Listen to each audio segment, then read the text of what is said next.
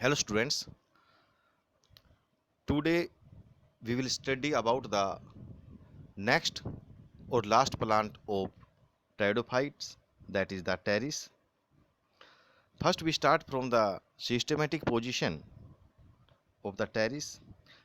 Pteris belongs from the division Phelicophyta or Pterophyta, class Leptosporangiapsida, order Felicales, family Polypodiaceae, genus Pteris. This is the image of the pteris plant. Occurrence. The genus Pteris includes about 280 species, which is distributed in tropical and subtropical regions of the world. They are mostly terrestrial. The common Indian species are Pteris vittata, Pteris critica, Pteris quadriorita. The Pteris vittata commonly grows along mountain walls up to 1200 meters above the sea level, while the Pteris critica CRETICA occurs from 1200 to 2400 meters above the sea level. Pteris quadriorita commonly grows along the roadsides and valleys throughout the western Himalayas. External features, that is, this is the figure of the plant body or adult sporophyte. The main plant body is sporophyte or diploid, which is differentiated into root, stem, and leaves. Stem, that is the rhizome. The stem is modified into underground rhizome. It may be long, creeping. Example, Pteris vittata, or short, compact, and semi-erect. Example, Pteris critica, Pteris longifolia. They are covered with scales. Root. The primary root is short-lived. It is replaced by adventitious roots, which arise from the lower surface of the rhizome or from all over its surface. They arise in acropetal succession. Leaves, that is this. The leaves are macrophyllous or the large. They are pinnately compound to decompound. Flattened scales and simple hairs are usually present at leaf bases. In Pinus, sorry, in Pteris longifolia, each leaf is spindle-like in appearance with smaller pinnae near the base, larger in the middle, and again smaller at the apex.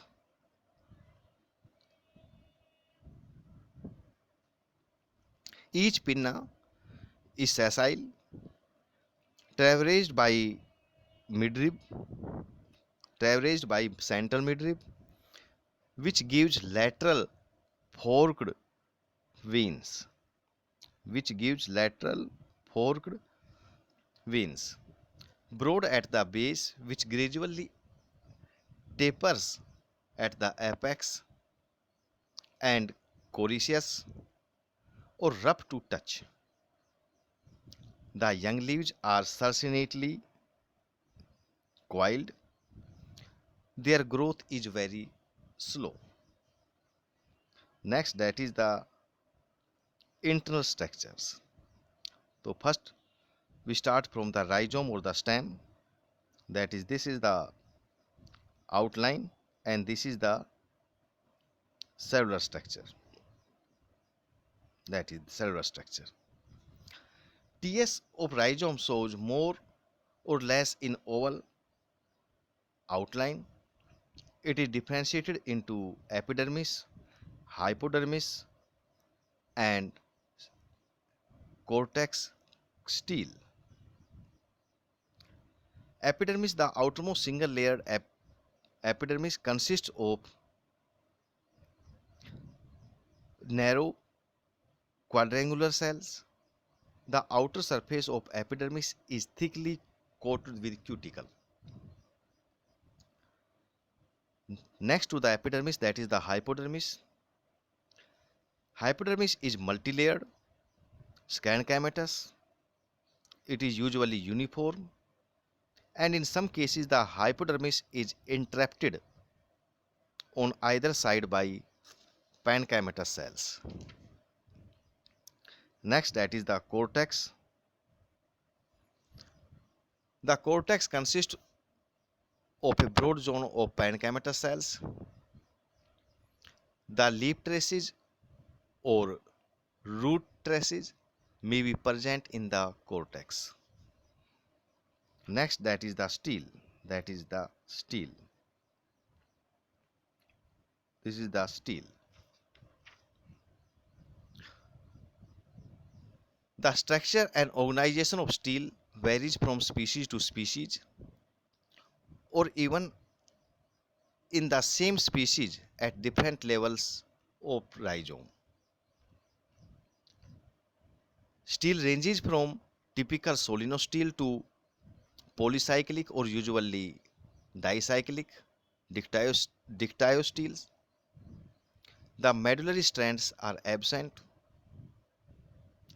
The typical solenostelic condition is found in Pteris quadrifolia. It consists of a ring of xylem surrounded on both outer and inner side by phloem, pericycle, and endodermis. The ring is broken at one or few places by the separation of leaf or root traces. The center, that is the center, is occupied by pancrematous pith. A simple dictyostele is found in Pteris critica, where the solenostele is further broken at many places by the formation of leaf and root caps. The arc or C-shaped meristeles are arranged in one ring and embedded in the pancrematous ground tissue. The leaf or root traces resemble the meristeles in structure but smaller in size. Each meristele is surrounded by single layered endodermis followed by one or two layered pericycle. Next to pericycle is a single layer of protoploem, and protoploem composed of small sieve tubes and large pancrematous cells. The protoploem encloses a broad zone of metaploem composed of large sieve tubes. In this, the companion cells are absent. The phloem surrounds the central xylem. The protoxylem is surrounded on all the sides by metaxylem, and the xylem is and thus the xylem is megarch. The protoxylem consists of spiral or reticulate tracheids, while the metaxylem consists of scalariform tracheids. The xylem and phloem are separated by parenchymatous cells. The meristels are thus concentric in nature. Are thus concentric in nature.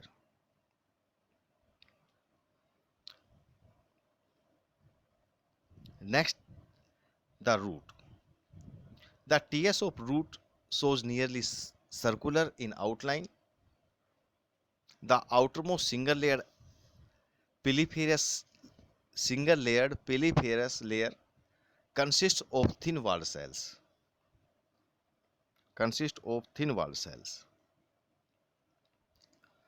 A few cells grow out and form root hairs. The cortex is multi-layered, differentiated into outer and inner cortex, that is outer and inner cortex. The outer cortex is thin-walled parenchymatous, whereas a few layered inner cortex is sclerenchymatous. The ionodermis is single-layered with cells having Casparian thickenings on their radial walls. It is followed by single-layered pericycle composed of thin-walled cells. The vascular tissue consists of centrally located plate-like xylem with two protoxylem points facing opposite to each other. The metaxylem is in the center. The xylem is thus diarch and exarch. The phloem lies on either side of the xylem. Next, that is the leaf. The leaf comprises of two parts. One is the petiole and second is the leaflet or pinnae. This is the structure of TS. This is the interstructure or the TS of the petiole or the rachis. The outline of transverse section of petiole is roughly semicircular. The outermost single-layered epidermis consists of narrow quadrangular cells. They are coated with thick cuticle. A few cells elongate to form multicellular unbranched hairs. The epidermis is followed by multilayered sclerenchymatous hypodermis, that is the hypodermis, and parenchymatous ground tissue.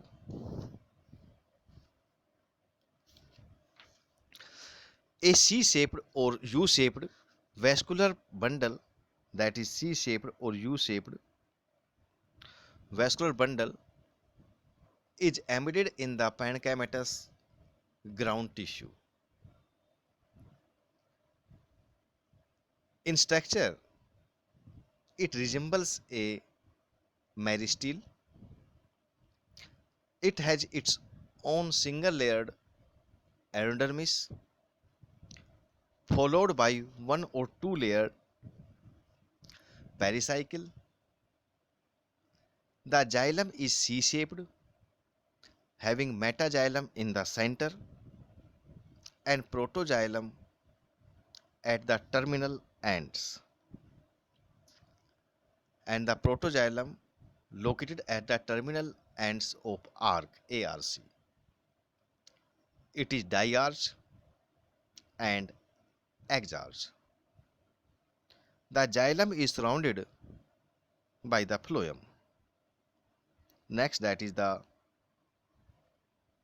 internal structure of leaflet or pinna. A TS of pinna shows single layered upper and lower epidermis. In Teres critica, the cells of upper epidermis are larger as compared to lower epidermis. The stomata are restricted. The stomata are restricted to lower epidermis, and the mesophyll may or may not be differentiated into palisade and spongy parenchyma. The cells of mesophyll contains chloroplasts, means perform the function of photosynthesis, and the cells of mesophyll are separated with each other by large intercellular spaces. Usually there is a single vascular bundle in the midrib region. It is concentric type, having xylem in the center, surrounded by phloem, pericycle, and anodermis. The green mesophyll cells are replaced by parenchymatous cells and sclerenchymatous hypodermis around the midrib. That is the around midrib or around the midrib. Students, the vegetative structure is finished in this video. In the next video, we will study about the reproduction in the teres.